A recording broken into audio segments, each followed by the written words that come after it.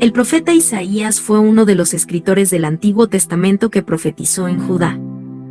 Isaías escribió el libro profético más largo de la Biblia. El nombre Isaías significa «El Señor es salvación». Aunque es uno de los profetas más conocidos de la Biblia, no todos han leído la historia de Isaías. Bienvenido al canal, La Biblia. Isaías era hijo de Amós, pero no debe confundirse con el profeta del mismo nombre. Isaías estaba casado, y su esposa es llamada en su libro de la profetisa, indicando quizás que ella también profetizó.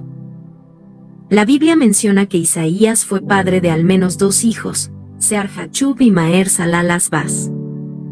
Estos nombres eran simbólicos y tenían un significado que se refería al mensaje del propio profeta.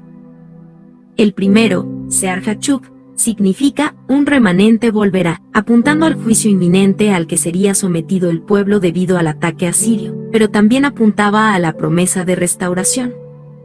El segundo, Maher-Salal-Has-Baz, significa algo así como «veloz hasta el despojo», refiriéndose a la devastación que Dios traería sobre Siria, Israel y Judá.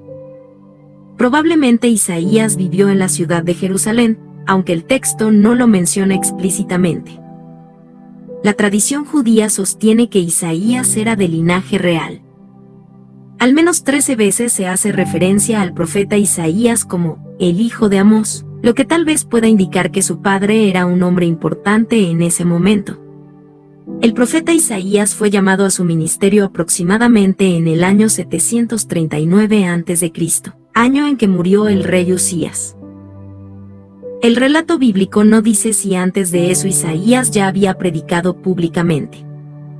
Tampoco es posible saber con exactitud cuánto duró su ministerio profético, ya sea oralmente o por escrito.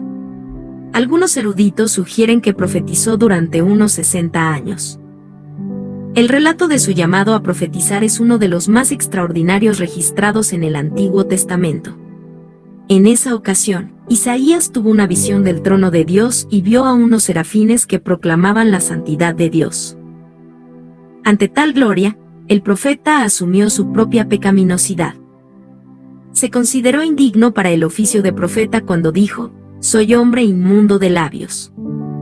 Pero uno de los serafines tocó su boca con un carbón encendido y lo purificó. Después de eso, el profeta escuchó la voz del Señor que decía: «¿A quién enviaré y quién irá por nosotros?». El profeta entonces respondió: «Him aquí, envíame». Posteriormente, la convocatoria del profeta Ezequiel recordaba en ciertos aspectos este esplendoroso episodio de la vocación del profeta Isaías. En el primer capítulo de su libro, tenemos información de que el profeta Isaías vio visiones de Dios durante los reinados de los reyes de Judá, Usías, Jotam, Acaz y Ezequías. El profeta Isaías fue contemporáneo del profeta Miqueas. Es muy posible que ambos estuvieran familiarizados con el mensaje del otro. El ministerio del profeta Isaías fue precedido por el ministerio del profeta Amós y el ministerio del profeta Oseas, aunque Oseas también fue su contemporáneo por un tiempo. Amós y Oseas profetizaron principalmente sobre el reino del norte. Isaías y Miqueas, por otro lado, se enfocaron más en el reino del sur. Con base en sus escritos, es posible percibir que el profeta Isaías fue un hombre culto y muy capaz. Tenía notables habilidades analíticas y un agudo sentido poético. Es considerado por muchos como el más grande escritor hebreo. El mensaje del profeta Isaías mezclaba reprensiones y anuncios de maldiciones por la infidelidad del pueblo con consuelo y esperanza en la restauración futura.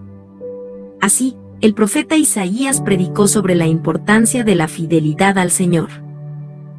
Además, su mensaje escrito también se centró en los judíos exiliados, llamándolos al arrepentimiento y exhortándolos a confiar en las promesas de Dios. Después del periodo de cautiverio, el Señor bendeciría al remanente fiel, trayendo restauración y bendiciones sobre las naciones de una manera nunca antes experimentada.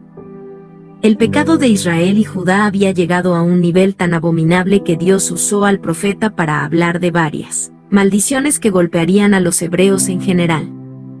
El mayor de ellos, por supuesto, fue el exilio babilónico. En este contexto, Dios mandó al profeta Isaías a profetizar para que el corazón de ese pueblo rebelde se endureciera, se cerraran sus oídos y sus ojos, para que no se evitara el juicio de Dios sobre ellos. El profeta Isaías también habló de las futuras bendiciones que seguirían después del exilio.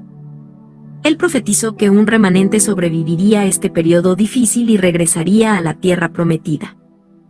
Ya en la época de los padres de la Iglesia, el profeta Isaías era conocido como el evangelista del Antiguo Testamento.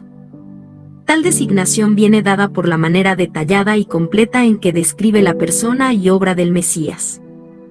Muchos juicios profetizados por Isaías se cumplieron en el ministerio de Jesús.